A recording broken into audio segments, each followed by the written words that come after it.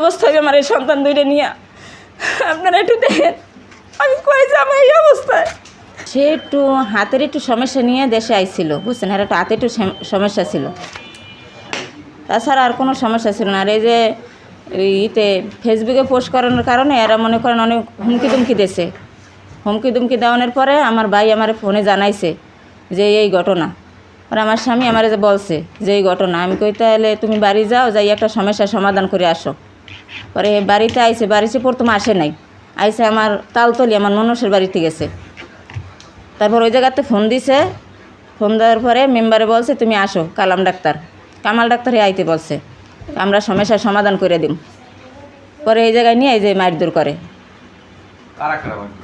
মারধর করছে। প্রথমে জহির একটা জক পাক্কা মারছে, জক মাক্কা মারার পরে ওর যে লোকজন আছে ওরা বলে সবাই ধরছে। এটা আমার ভাই আর কি বলছে, আমরা তো দেখিও নাই কিছু না, আমার ভাই যেটা বলছে ওইটাই। তারপরে তো এরা বলছে যে 1 মিনিটের মধ্যে এই পাখিমেরা এলাকা ছাড়বা, আমার বাইরে বলছে এই লোক নিয়ে 1 মিনিটের মধ্যে পাখিমেরা ছাড়বা, এই এলাকায় যে না দেখি। তারপর আমার ভাই বাড়িতে নিয়ে গেছে, আমার ছোটো ভাইবার ওষুধ টষুধ কিনে দিছে। পরে আমি বলছি তো ওই জায়গায় থাকার দরকার নাই, তুমি ঢাকা এসে পারো, তোমার আমি চিকিৎসা করবো। আমার বেতন পাইতে একটু দেরি হয়েছে দেখে আমি চিকিৎসা করতে পারিনি। পরে ছুটি রাত্রে 11টা বাজে আমার ছেলে ফোন দিয়েছে, ফোন দিয়ে বলছে মা এরম আব্বা অজ্ঞান হয়ে পড়েছে, তুমি চালু করে আসো। ভিক্টোরিয়া হাসপাতাল নিয়ে যাওয়ার পরে এরা সিএসি করে দেখে যে নাই। এই করার পরে সে আমার এসে আগের যেদিন মারা যায় ওই আগের রাত্রে আমার ঘুমাইতে দেয় না, সারা রাতে কইছে আমার বুকের ভিতরে জ্বালা পোড়া করে, আমার বুকে অনেক ব্যথা, আমি শ্বাস করতে পারি না, আমার অনেক শ্বাস করতে কষ্ট, আমি শুইতে পারি না, সারা রাত বসে ছিল। তারপর আমি রসুন সরষের তেল গরম করে দিছি, আর লবণ দিয়ে আদা দিয়ে চা বানাইয়ে দিছি, এটা খাইছে, কই দেয় একটু হয়নি। তারপর ওই রকম করছে, অনেক ব্যথায় ছটফট করছে। আর গরম পানি দিয়ে গোসল করাইছি, কইছে আমার পুরো শরীর ব্যথা। আমরা তো বুঝতে পারিনি যে এরকম মারছে। মরার পরে দেখছি যে আর জায়গায় জায়গায় রক্ত জমাট হয়ে রয়েছে, পিঠে বুকে সব জায়গায় রক্ত জমাট হয়ে রয়েছে। আমরা তো মরার পরে দেখছি, আমরা তো গার্মেন্টসে চাকরি করি, ওই টিমে তো দেখার সময় নেই, রোজার মাস।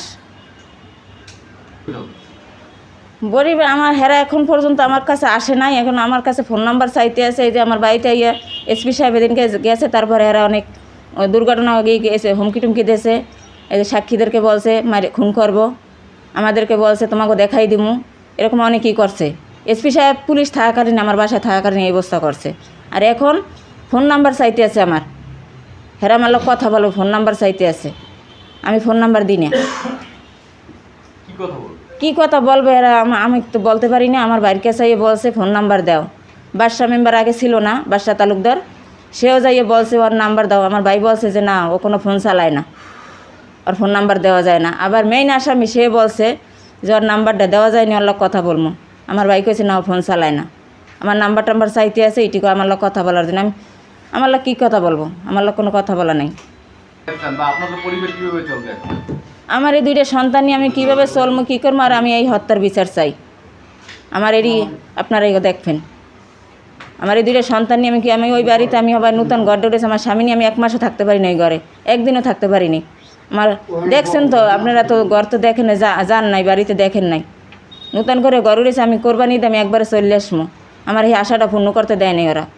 মানুষ খুন খালে খুনের তো মাপ আছে। কী অবস্থা হবে আমার এই সন্তান দুইটা নিয়ে, আপনারা একটু দেখেন আমি কই যাবো এই অবস্থায়।